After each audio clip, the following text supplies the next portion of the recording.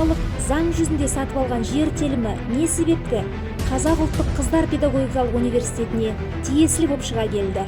Сот шешімі 500-ден астам ауыл тұрғыны бар халықты жерсіз қалдырмай ма?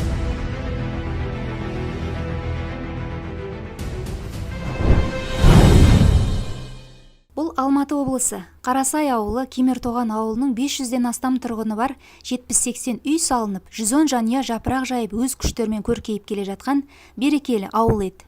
Осыдан 3 жыл бұрын халық маңдай термен бар жиған терген ақшаларын салып заңды түрде сатып алған болатын. Алайда соңғы уақытта бұл 9 гектар жер табан астында Қазақ ұлттық қыздар педагогикалық университетінің жері болып шыға келген. Алматы облысы Қарасай ауданы Кемертоған ауылдық округіндегі таңдаулы сенім кооперативінің мүшесімін. Осы жерді біздер заңды түрде алғанбыз 3 жыл бұрын. Бұл жерге бүгінгі таңда үйімізді салып, осы жерге орналасқанбыз. Енді осы бір ай көлемінде біздер халық болып шулап, мына жердің иесі жемпей менмін деп шыққан кезде өзіміз сасқалақтап жатырмыз. Табан ет маңдай термен табылған ақшаға салынған үйімізді біз ешкімге бермейміз. Бұл жер заңды түрде біздікі. Егер сот мәселесі жемпей менен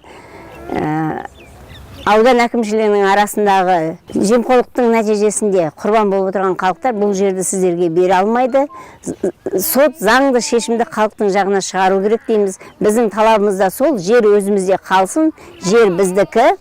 20 жылдан кейін оянған жемпейдің аруларына басқа жерден жер бөліп берсін акимат. Егер сот халықтың мүддесіне шешпейтін болса, халық шаңырақ екіні қайталап көтеріледі. Ауыл тұрғындары келеңсіздікке тап болғандығы туралы құлағдар болған тіркелмеген ел тірегі саяси партиясының төрағасы Нұржан Әлтаев өзі заң аясында халықпен бірге президент әкімдігіне, білім және ғылым министрлігіне ашық хат жолдап, сот халықтың пайдасына шешілу керектігін алға тартты. Президент әкімшілігіне, осы Алматы облысының әкімі Батталов мырзаға қазір ешқандай бұл жерде халыққа қарсы мына жерін тартып алып, бұлар салған үйлерін тартып алып, ондай іс-әрекет жасауға болмайды. Ертең бұл жерде тағы да екінші шаңырақ болып кетуі мүмкін.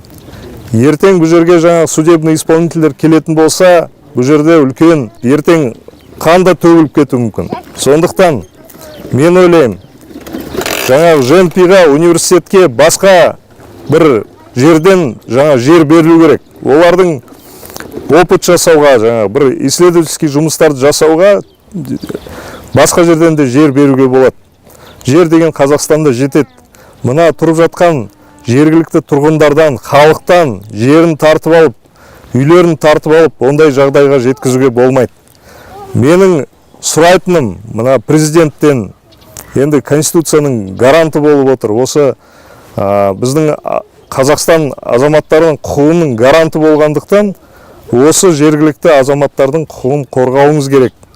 Осы жердегі мынау ертең үлкен бір қақтығыс болмау үшін, мен ойлаймын, қазір осы жердегі азаматтарға үйлерін қалдырып, жерлерін қалдырып, оның бәрін заңдастыру керек. Өмір бойы титықтап жинаған барын үй салуға жұмсаған халық бүгінде бастарына жай түскендей күй кешіп, жандарын шүберекке түйіп отыр. Бұл жерге халық қоныстанған соң өз қаражат күштерімен су, газ тартқызып, жол салып, енді ғана шырайы кіре бастағанда, жердің қолды болып кетейін деп тұрғандығы көңіл көншітпей отыр. Тұрған жер мына жер 2001 жылдан бері жемпейдің балансында деп. Бірақ бұл жерде 2001 жылдан бері ешқандай бір ішіне көрінбеген жұмыс істеп жатқаны, лаборатория сияқты жаңағы. Бұл жерде президенттің заңы бар, 3 жылдан артық жер пайдасы тұрса, оны қайта өкіметке қайтару керек деген. Бұл заң бұл жерде жұмыс істеп жатқан жоқ. Ата заңымыз Конституцияда да жазылған. Ең басты құндылық ол адам. Адамның құқығы мен оның бостандығы. Біз қара халықпыз. Өз тапқан, таянған, таза маңдай терімізбен тапқан ақшаға біз үйімізді салып, заңдастырып тұрып жатырмыз. Сондықтан біздің талабымыз жер халықтікі. Жер халықтікі, жер халықта қалу керек. Басты талабымыз осы біздің. Мына жер біздікі, жерімізді шешіп беріңіздер. Бұл жақта біз енді немеремізбен, шөберемізбен далада қалатын болып тұрмыз. Бұл жақта енді айтарым, жесір де бар, жетім де бар. Солардың енді көз жасына қалмаңыздар. мынанша халықты жерге қаратпаңыздар, далада қалтырмаңыздар. Бұл бәрі кредит алып, маңдай термен салған үйлер ғой. Президент сізге қайта-қайта айтарым енді, мен пенсионермін, 6 балам бар, бала шағама әреңдегінде үй сап бердік, соны далада қалтырмаңыздар енді, көпшілікті жылатпаңыздар. Қарасай ауданының әкіміне де айтарым. Осы мәселені шешіп беріңіздер, бұл жер біздікі ешқандай жемпидің жері емес. Жемпи бұл жерде зерттейтін ештеңе қалмады. Тас төгілді, топырақ төгілді, цемент төгілді. Несін зерттейді бұл жердің? Бұл ешқашан жемпидің адамдар келіп те көрген жоқ, біз көрген де жоқпыз үй салған кезде. Халықтың назасына қалмаңыздар. Халық көтерілісі жаман, қазақ көтерілісі жаман. Бізде де жан жақтан келем деп жатқан адамдар бар. Осыны дұрыс түсініңіздер. Неге өкімет жай халық болса 3 жыл жерді қолданбаған болса жерін тартып алады. Ал мына жақта жемпи 20 жылдан кейін менің жерім деп шыққан кезде халықты далаға лақтырып жерді тартып алмақшы болып жатыр. Осы мәселені көтеру керек қой. Міне біздің президент сізге біз хат жолдадық. Осы хаттың енді жауабын күтеміз. Қазір Кемертоғанда таңдаулы сенім кооперативтік одағында 600-ге жуық отбасы 9 гектар жерде 110 жер телімінде барлығында тұрып жатыр адамдар. Біздің талабымыз бұл жерді ешкімге бермейміз, жер біздікі. Жер біздікі! Жер біздікі! Жер біздікі! Мәселенің мән-жайын толық білу үшін Астанадан барған арнайы түсірілім тобы Қазақ ұлттық қыздар педагогикалық университетіне де бас сұқты. 2020 жылғы желтоқсан айында Қазақстан Республикасының білім және ғылым министрлігінің ішкі аудит департаменті университеттің жаңағы бюджетті тиімді пайдалануын және де университеттің активтеріне тексеру жүргізу мақсатында ішкі аудит жұмыстарын жүргізген болатын. Аудит қорытындысы бойынша жаңағы жер телімінің жоғалу фактісі анықталды. Сәйкесінше университет биылғы жылдың ақпан айында Алматы қалалық сыбайлас жемқорлыққа қарсы күрес қызметіне арыз түсірді, және де жоғалған мүлікті қайта қалпына келтіру бойынша. Сәйкесінше бірнеше бап бойынша іс қозғалып, істің нәтижесі осы белгілі болғандай биылғы жылы жаңағы бірнеше тұлғалар жаңағы оқшаулау изоляторына қамалды.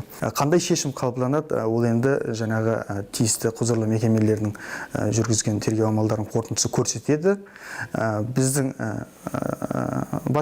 университеттің позициясы жаңағы халыққа да, тұрғындарға да, және де университетке де екеуара тиімді шешім қабылданатынына сенімдіміз. Сонымен қорыта айтқанда Қазақстан билігіне ашық хаттар жолданды. Министрлік 2020 жылғы желтоқсанда Алматы қаласының жанындағы Кемертоған кентінде орналасқан жоғары оқу орнына тиесілі алаң 9 гектар жер учаскесін заңсыз иеліктен шығару фактісін анықтаған екен. Бұл ретте жоғары оқу орындары жер телімдеріне қатысты шешімдерді Білім және ғылым министрлігінің келісімінсіз өз бетінше қабылдаған деседі. Мұндағы қалың ел маңдай терін жылдап төгіп тырнақтап жинаған барын өкімет қолды етпей, соттың әділ шешімін шығаруынан үміт етіп отыр. Халық шаңырақ оқиғасының қайталанып кетуіне жол бермейтіндігін тілейді. Ел тірегінен жаңалық күтіңіздер.